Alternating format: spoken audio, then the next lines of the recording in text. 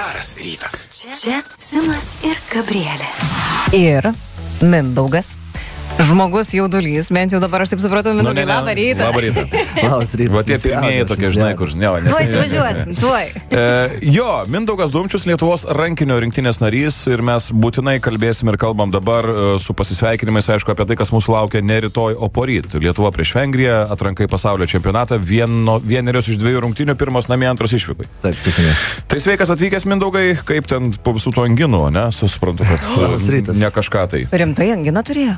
Jo, turėjau praeitą savaitės, pusantros savaitės ir gavau pradžiai su stiprią temperatūrą, po to reikėjo antibiotikus gerti iki sekmadienio, tai nelabai daug sportavau, bet rinktinė vis tiek reikėjo atvažiuoti ir noris padėti komandai. Tai kaip čia dabar padėsiu su angina?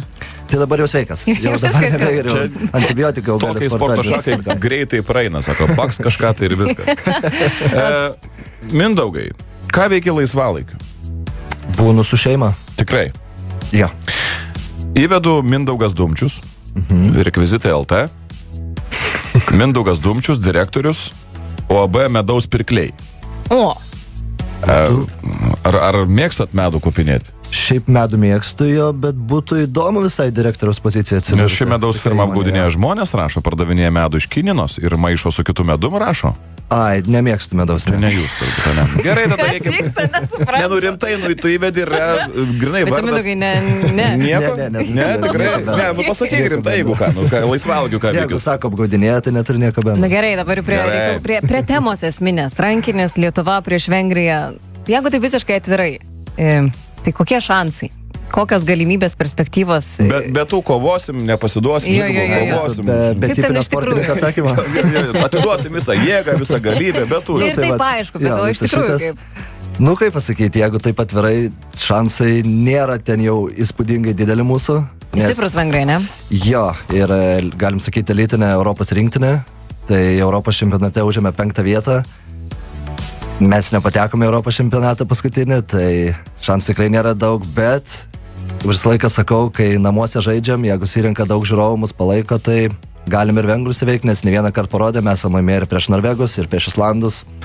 Dėl to nematau problemus namuose tikrai gerai sukovoti ir netgi galbūt laimėti. Bet kaip burtas krito, ne? Nu, kaip paaiškėjo, kad jeigu įveikia Suomija, keliauja link vengrus, prie vengrų, pačiam wow, ar tarkim, jeigu būtų, nežinau, kažkas tau davęs lazdelę, kad pasirinkčiau kitą varžovą, būtum rinkęsis ar, ką vietoj vengrų imti? Šiaip, teoriškai. Šitam iš tikrųjų etape visos komandos buvo stiprios, buvo sunku pasirinkti, bet tai pasakyti, buvo tikrai, nežinau, gal 4-5 komandos, kurios būtų tikrai buvo geriau negu vengrai, nes vengrai tai čia iškrito vienas stipriausias iš kas galėjo iškristi. Smagu. Turim beje Instagrame labai daug tavo, nežinau, sekėjų, draugų, bičiulių klausimų. Pats, kaip žinau, žaidži Vokietijoje. Dabar viešpatie padėk ištart dabar tą pavadinimą.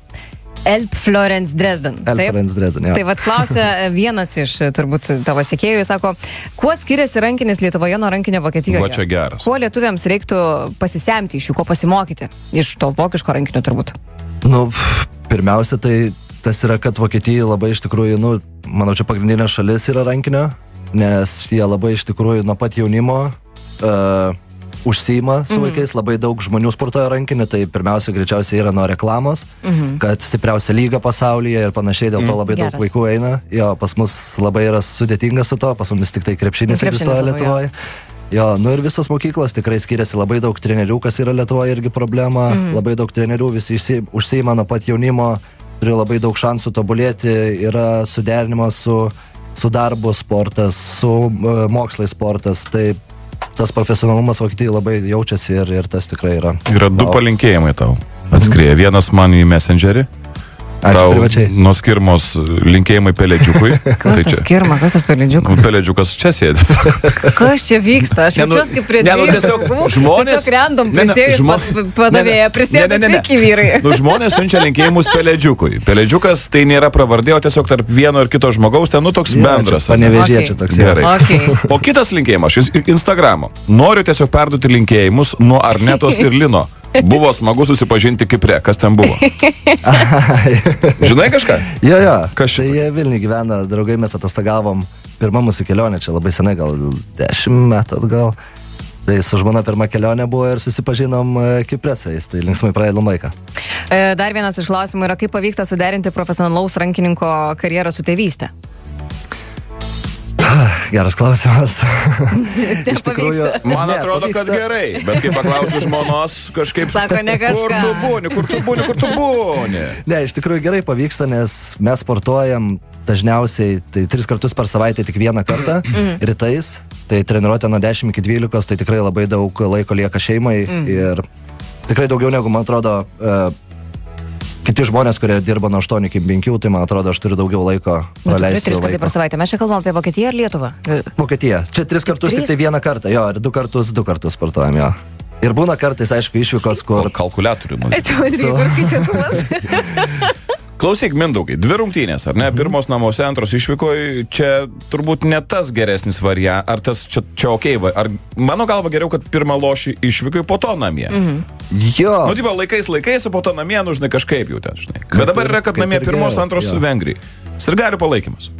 Tu man visiems pasakyk vieną dalyką, kaip reikia palaikyti Lietuvos rankinio rinktinę. Kas ir gali turi... Kaip jums patinka, kai jūs palaiko? Kai būna daug triukšmų ir daug žmonių. Bet yra ten Lietuva, gynyba. Frazė kažkokia nėra. Nu, vat kažkas, tengi, žinai, vokiečiai dainuoja, tai žinai, melodijos. Mes kaip ir netokie liktai atrodo, ne? Tokie paprastesni, žinai. Jo turim, bet nežinau rinktinės lygį, tai jo, Lietuva, gynyba... Net nežinau, sunku ką pasakyti. Ir ačiū, pabaigoju. Svarbu, kad būtų už ką dėkoti. Klausyk, labai trumpai paprastai. Duok viską, ką turi nuo savęs, nuo komandos, nuo stafo viso, nes mes norim, žinai, ne tik tai pašmaištau, bet ir labai rimtai pakvies ketvirtadienį, žinai. Apie tai mes pakalbėsime turbūt ir tą pačią einamąją dieną, bet nuo visos komandos, nuo trenerių kolektyvo, nuo stafo pakviesk žmonės, kad jie, žinai, susirinktų ir suprastų, kad tas ir geriau palaikymas yra va toks dalykas.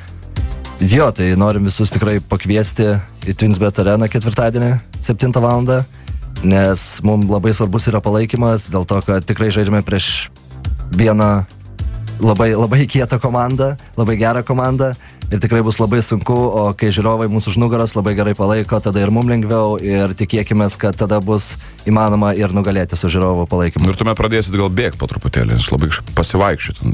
Nu, bandysime, tikrai bėgsim. Duok dar paskutinį klausimą iš tų klausimų. Tu matai tą lapę, tą pirmą dabar? Iš tų Instagramų? Ne, tu, kur mes ant lapę turim, tą pirmą klausimą. Duok ir mes tada jau Mindaugą paleisim. Patį pirmą klausimą? Apie Vengriją, apie Vengriją pačioje. Aš nematau. Ne. Kiek kartų Vengrija, Mindaugai, žaidė pasaulio čempionatuose? Daug.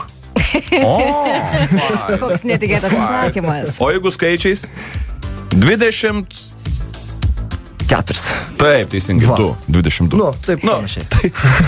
Gerai, viskas. Mindaugas Dumčius buvo čia. Mes labai džiaugiamės jo atvykimu, linkėjimai visai komandai, linkime sėkmės. Pirmas mačas svarbus, bet prie savų žiūrovų, antras irgi svarbus, bet... Reiksim Lietuvą prie teliko. Jo, skaičiausia. Tai ačiū dar kartą, kad atvykai. Tikrai palaikysim morališkai, fiziškai, kaip galėsim. Kas atvažiuoja fiziškai, kas po to jau, kai jūs busit išvykoje, tai mintimis palaikysim. Nu tai, ką daugiau čia gali pasakyti? Neprisakysi daugiau nieko. Mindaugai, stiprybė. Geros Eurovizijos. Ačiū labai. Silvestris Beltė šiandien. Žinau, jo. Palaikote? Palaikysim, jo. Išeisi finalą? Žinoma. Nu tai ir amen. Viskas. Ačiū Mindaugui labai, mes nusifotkinsim, o mes baigiam savo laidą. Taip, mes baigiam savo laidą. Ačiū visiems už kompaniją ir atsisveikinam su jumis jau iki rytojus. Ate. Iki. Radio centras.